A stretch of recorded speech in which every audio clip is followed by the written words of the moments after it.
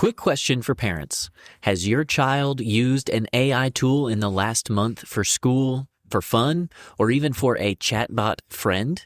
The numbers may surprise you.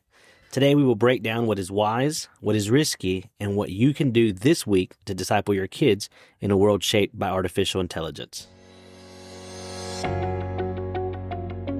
Welcome to Equipped for Impact, the podcast that's designed to assist Christian parents, leaders, and educators to raise up the next generation to stand firm in their faith and influence the world for Christ. We're your hosts. I'm Nate. And I'm Lewis. And thanks for joining us today.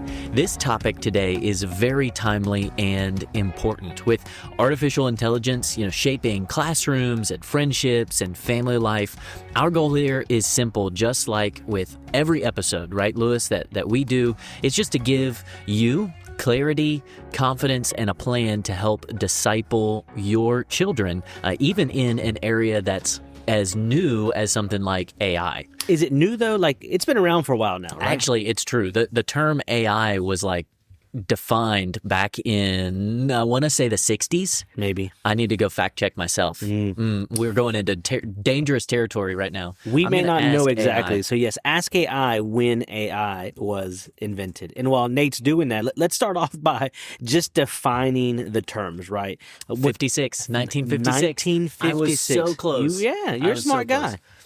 But here's what AI means, right? AI means it's software that learns patterns from data to generate predictions, text, images, and recommendations. It is a powerful tool. It's not a person. It is not. It's not a pastor. Nope. And it's not a parent. Definitely not. An AI can draft a paragraph. It can give you recipes for cooking, but it cannot disciple someone's heart. Yeah, and I think that's really important for us to remember. Before we dive into anything else, there's a lot of doomsday predictions. Have you seen those? I have. Out there of, AI is going to take over the world. In fact, I've heard you say that you are always nice to your AI tools. I used to be. Because then if they take over the world, they know that you're a nice guy. I want them. Yeah, I actually saw a comic strip about that. It was like it was 100 years from now. There's these robots walking around, and there's this guy hiding from the AI bots. And as he's walking by, the AI bot looks at this guy that's kind of cowering behind a trash can, and the AI bot is like, no, he always said please and thank you. And so they continue going. And so there was a time early on when I dealt with AI that I would use please and thank you. That's so funny. So really, if you, not to get too nerdy, right? But if you pull back the curtain and look behind, what's actually going on, at the end of the day, it's just a bunch of statistics. It's like a giant calculator. It's like ones and zeros. It's ones and zeros, and it's a calculator doing math to predict what is statistically the most probable next word in this sentence or the next pixel in this image. Yeah. And so it's doing that super fast. So it comes out at us. If you've ever put in a prompt to ChatGPT and you see it come out one word at a time. Yeah. That's what it's doing is it's cycling through what is the most likely next word in this sentence. Yeah. And it's spitting that out one thing after another. So it's not taking over the world. I'm a product of the 90s. You are too, right? Yes, I am. And so when I think of AI and I think of the dangers of AI, Terminator immediately comes to mind, right? Terminator. And the Matrix. And so I just want to be ready. You go to the 2000s, it's more like iRobot. Yes, yep. And so I guess I would throw that in. And so when I think of a dystopian time in society when the AI bots have taken over, there's a part of me that's maybe I should be nice to AI. Maybe I should say please, maybe I should say thank you. And so that if that happens. Do you say thank you to your calculator in math class? You do the math problem, 2 + 2, and then it gives you an answer. You're like, oh, thank you. I don't need a calculator for math. Do you do math? I use my phone. You use your phone, which has some artificial intelligence built in. So as Christians, we receive tools as gifts to steward under the lordship of Christ. And that's all this is, right? Just like the calculator was, way back when they moved from the slide rule to the calculator. It's the same thing, just way more advanced. And so we need wisdom in this issue, right? We need to teach our kids to love God with their heart, their soul, their mind, their strength, their use of AI, right? So when we place technology in its proper place, so it serves, formation, rather than the technology forming us. And that's with any technology, right? Right. I mean, we've talked about social media. We've talked about cell phones and everything that video games. Yes, It's all the same thing, right? And there's a lot of great things on here that you can read as far as just technology in general. One of those is Andy Crouch in the TechWise family. We've mentioned that before. We have mentioned it before. There's a lot of great books out there that look at technology from a biblical worldview. There's another one that's really good if you're just into book recommendations. It's John Dyer, Dyer, and he wrote From the Garden to the City. And it's like a theological view of technology, right? Because at some point, plowing and the horse-drawn plow was technology. And so it's like this advancement. He kind of puts it in its place theologically. That's really cool. A good book. And that reminded me, we probably need to do another book recommendation. I think we've got one planned coming up. Okay, good. Yeah, good. in time for Christmas. Yes. Stocking stuffers, please stuff my stockings with lots of books. With these books. We should recommend books that we want to read so that people will listen to the and podcast send us books. And send us books. If you are a publisher out there and you need any books reviewed, I know two guys that can review some books for you. I'm just saying. Yeah. Okay, back on track. Andy Crouch, the TechWise family, he says this: technology is in its proper place when it helps us bond with real people we have been given to love. It is out of its proper place when we end up bonding with people at a distance. That's really good. Yeah. That's and so really it's good. like, if technology should not get into the way of relationships, if it can help us connect, it's great. FaceTime with your family that lives on the other side of the country, amazing. FaceTime with your sister in the other side of the house because you're too lazy to walk across the house, not good. So like when I text my daughter, that's sitting at the couch in the living room, to say like, hey, go get me a bottle of water out of the refrigerator. Like that's probably not a good a good use. I mean, cowbell, yes. Text message, maybe not. Okay, fair enough. There we go. So what does this look like? Let's kind of pull in a few data points just to kind of give us, we love statistics here. So a couple of things to get us rolling in this. And it says the U.S. share of teens using ChatGPT for schoolwork doubled to 26% in the latest Pew survey. Awareness is high. They're using it. We know they're using it. Yeah. Parents know they're using it, right? And that came from the Pew Research Center. That was Pew Research Center. Yep. Common Sense Media says this, right? Common Sense Media reports that many children under 9 now encounter AI features inside the apps that they're already using. And so their daily screen use among those kids that are up to 8 years old averages about 2.5 hours, which means that that's crazy. Without them knowing it, they're engaging with AI. In fact, we've talked about it before. A lot of families use YouTube Kids to raise their children, right? To keep them busy, right? Until they go out to a restaurant or whatever. Digital babysitter, and then they hand them this iPad and they watch YouTube Kids. Well, YouTube Kids is using an AI algorithm to determine what videos to show on that. On them. Technically, any of this stuff, like if you're on any social media, like the For You or curated like feeds, that's all artificial intelligence in the back end, right? Yeah. We tend to, in common language, think of AI as the large language models, LLMs, like ChatGPT, Gemini, Claude, whatever. There's really only 5 big ones. Everybody else, they're integrating with either a large language model like that, or it's just some other type of algorithm built into software. It's been around for a long time. It's just that ChatGPT, kind of popularized these like chat bots, which I think is the main thing. And that's where this data kind of gets a little scary. Common Sense also said in a national survey, they found 72% of teens have used AI companions, with 1 in 3 using them for social interaction, romance, or emotional support. Wow. And so that's I'm opening up ChatGPT and talking to it like it's a he or a she. I'm talking to it like it's a person. Having an interaction for, romance, emotional support, different things like that. And that's scary. That actually reminds me of an article that I saw on Yahoo the other day. Do people still read Yahoo?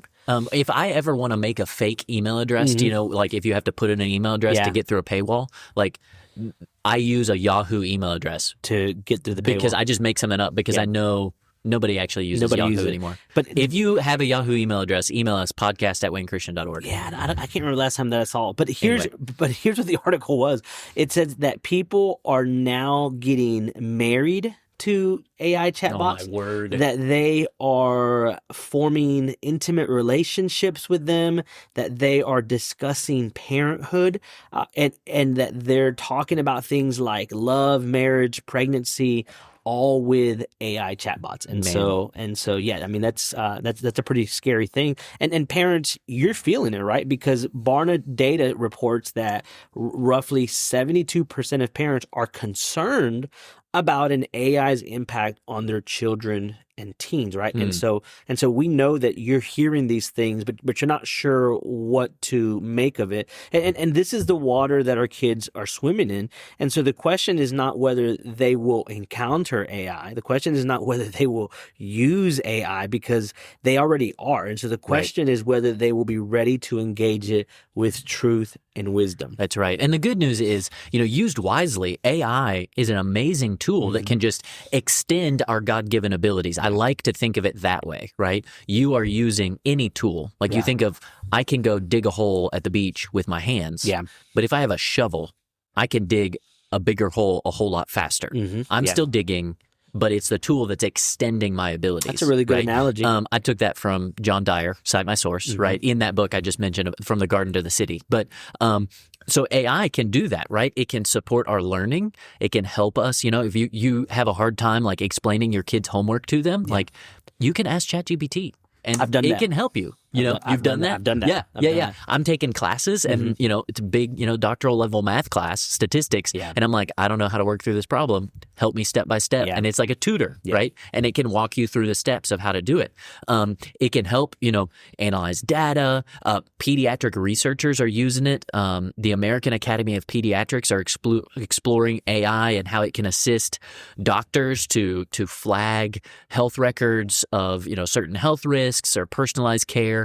You can do that with students and all of these things where AI can really help you in a lot of different ways, even like in the kitchen, right, Lewis? Yeah. You are highly experienced with using AI in the kitchen. I have learned how to make some unique and exciting recipes using AI to create recipes and to talk to me like it's an expert chef and I'm a novice that's learning how to do these things. And so, even beyond those, right, in the home, AI can help you brainstorm study plans. It can explain hard concepts at a child's read level. So I've done that, right? One of my daughters in her math class was working through a math problem and she showed it to me and I'm like, I don't remember how to do this. And so I put the problem into ChatGPT and I said, help me explain this concept to my daughter in a way that she can understand at her grade level. Yep. And so then I use that to not teach her because she'd already been taught the concept,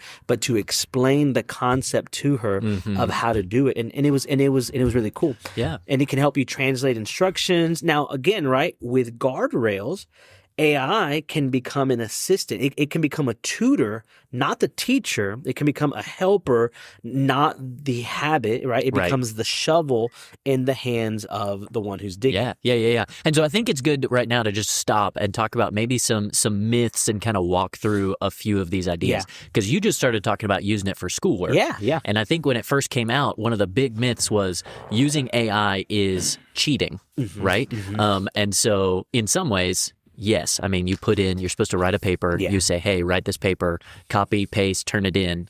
Like that's cheating, right? You didn't write that paper. What would be kind of the truth behind that myth of AI is always cheating? Well, the truth is that AI can be used ethically for understanding.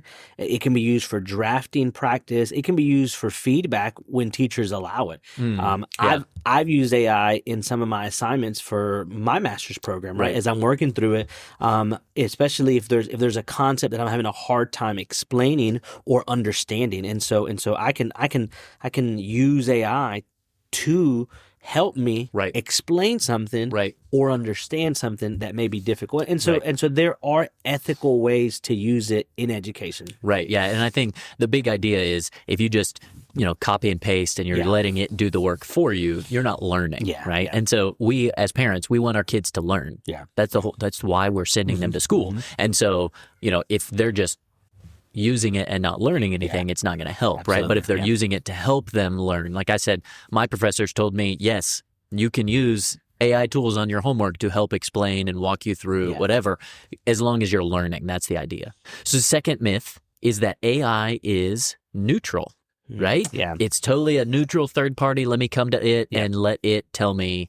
what the truth is. Yeah, not the truth, right? Not the truth. Nope. The truth is that AI has been designed with specific goals that are going to shape behavior, and it's going to help you, guide you through a particular worldview. And so wisdom and boundaries are going to matter, right? Especially with young children, young Absolutely. people, right? Absolutely. Because they haven't been trained to discern, these biases within a system yet, right? That's part of our discipling of them as parents. And so they're going to pick up on some of these biases that are built into certain AI tools. One of our Bible teachers here at school actually does an interesting activity where they have AI create false Bible verses. And then they actually use real Bible verses. And so it becomes, is this ChatGPT? Or is this from the Bible? Wow. And you can have ChatGPT make a Bible verse that's not actually from the Bible, that sounds like it's from the Bible, and people can read it. And so I used to do a game in youth group when I was a youth pastor, and it was Yoda or Proverbs. Ooh, and it was like quotes from Proverbs and then quotes from Yoda from the Star Wars movies. And it was hilarious how many kids would not get that. Same concept, right? Same idea. Concept. Yeah.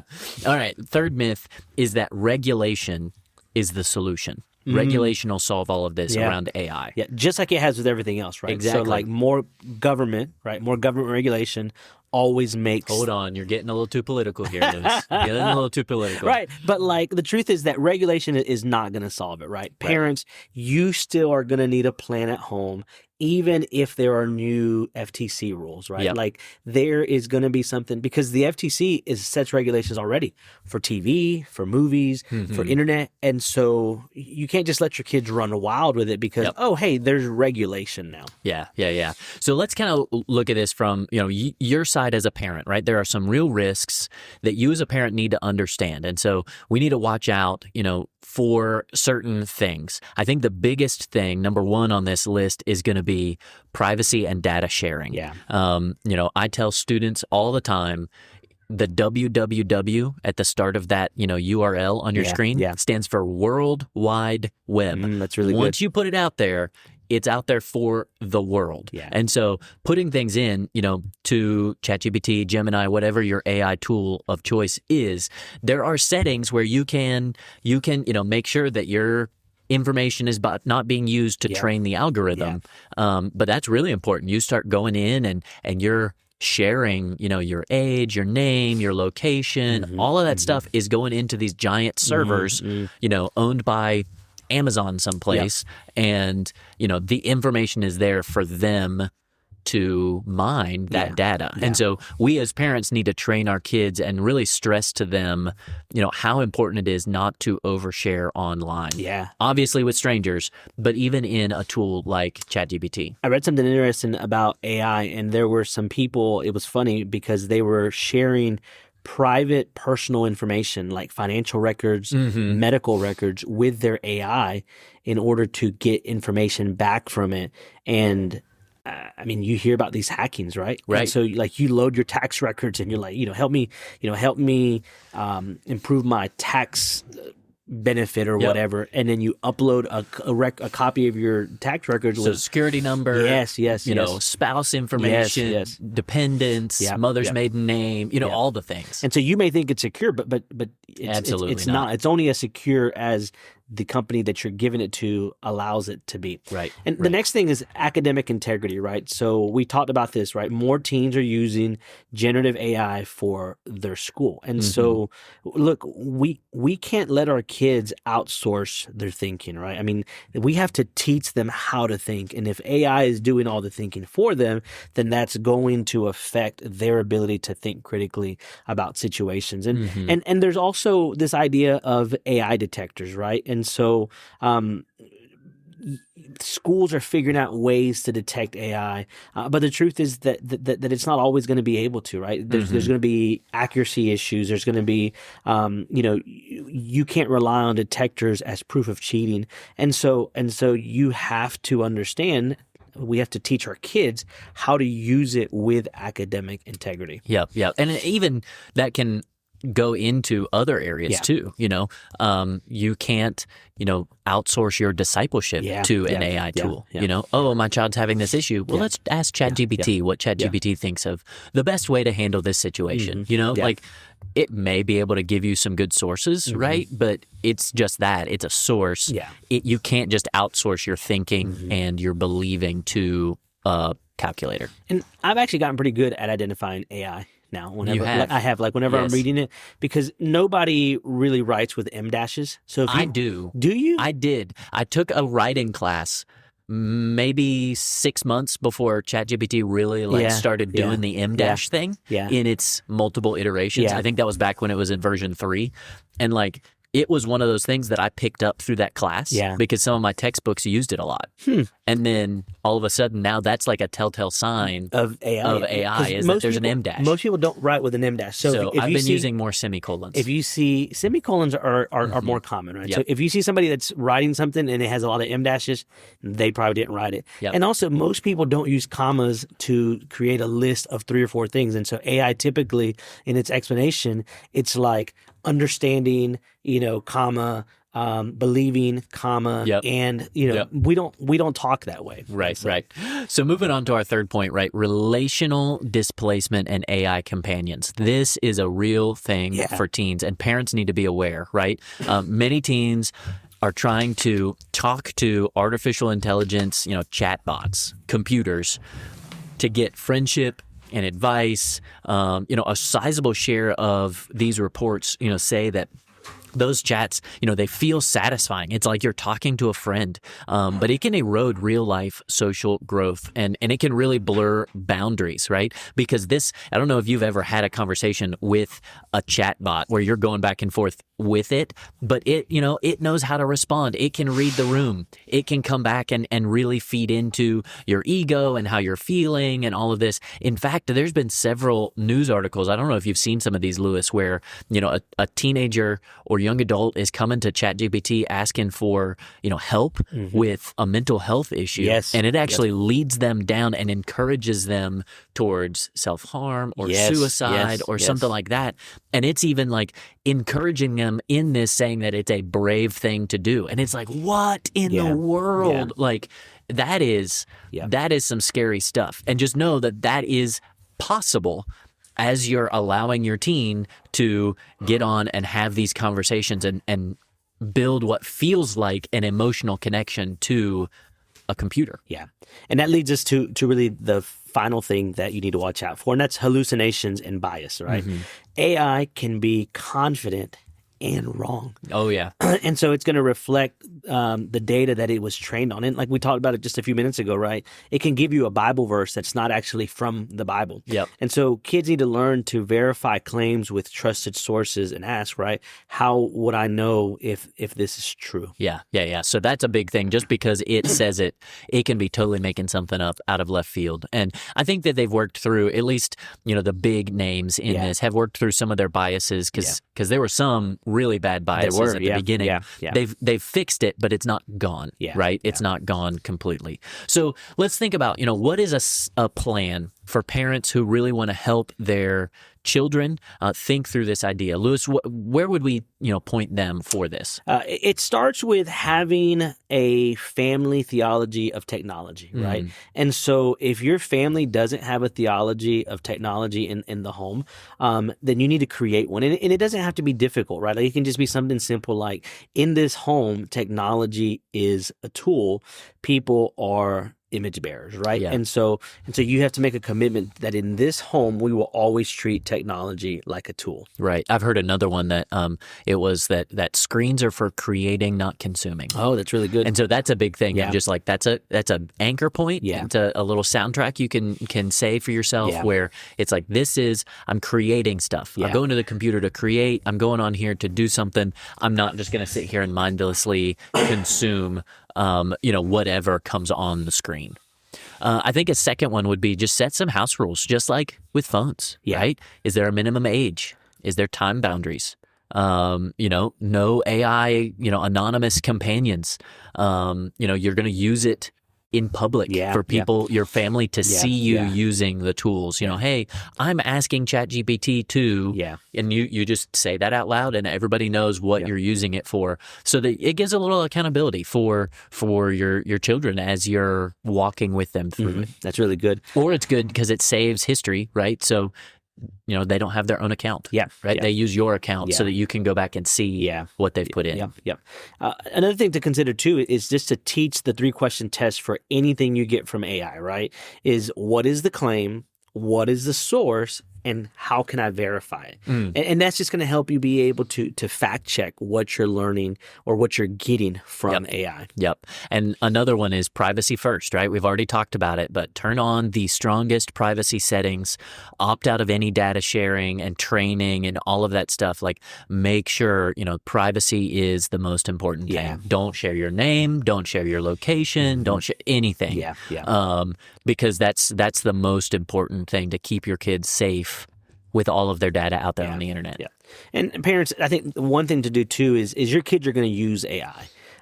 So you can't pretend or hide from it, right? And so you're going to need to create an honor policy for how they use AI for school. And so your school probably has an AI policy already, right? It does, but it's good to have a home policy absolutely. on top of that. So AI can be used for brainstorming. AI can be used for explaining. AI can be used for checking your grammar, for checking your spelling. But ultimately, your child must own the ideas and the outline. And look, reference tools that you use, right? And so if your child is going to be using ChatGPT or Gemini, then ask the teacher in the class if it's okay, like, hey, can we use AI to understand this concept? Or hey, your child has a research project that they're doing. Can I use AI to create the outline of what the paper is going to be? Or can I use AI to find out what are good sources to use to research this particular project or this particular person? Yeah. That's really good. And kind of a bonus move here would be, even like we've said, just like with phones or any technology, is to include some healthy replacement habits beside every screen habit. You're going to have a real conversation at dinner. You're going to go for a walk. You're going to read a book together. Something where you've got some analog relational habits built in, so you don't just get all consumed within a digital world. And just to summarize what Andy Kraut says in the TechWise family, right? Just this whole concept is that way you're able to keep technology in its proper place so that it's serving you in your relationships rather than replacing real human interactions. That's right. So, Lewis, as we kind of wind down this episode, you've got a parent who's listening and they are a little overwhelmed. Maybe they are hit blindsided, whatever. What would be some encouragement you give to these parents listening? Look, if you have young children, right, as you're navigating AI, you're not behind, right? So if you're listening, just like, oh man, like, there's so much to understand. No, right? Like, help your kids understand that AI is sometimes wrong. It's going to guess, right? It doesn't always know the right answers, and so encourage them to check it together. If you are working with tweens, right, 5th, 6th, 7th graders, then explain that AI can help them study, right? But it doesn't change their thinking, right? Show them how to use it, help them understand it, and if you're working with teenagers, right? You've got moody teenagers that are building friendships with AI companions, right? Then explain to them that if you want advice on relationships or emotions, come talk to me, right? Come talk to your pastor, talk to a trusted mentor or teacher, because AI, for all of its benefits, cannot care for your soul, and remind them that sometimes some of these platforms that they're using, it's going to keep their data forever. And so, including your emotionally vulnerable data that you shared with them. Right. And so parents, you're called, you're equipped, right? You know that with wisdom, that with courage, that with these simple steps that we've described today, your family can learn how to use AI tools without really losing your true north, which is always God's word and Jesus Christ. That's exactly right. So I hope this was a helpful episode for you. Just kind of opened the window a little bit so you can understand AI and how you can use it as a parent, and how you can disciple your child as they are using tools like AI to extend their God-given abilities. If it did help you, please share it with a friend, another parent who could use this as well. Leave us a rating and review. We're still a really new podcast, so any ratings, reviews like that, it helps get the word out. And so we're going to see you next time on Thanksgiving Day as we kick off a little holiday season series that will carry us through the new year. But until then, keep leading the next generation to stand firm in their faith and influence the world for Christ.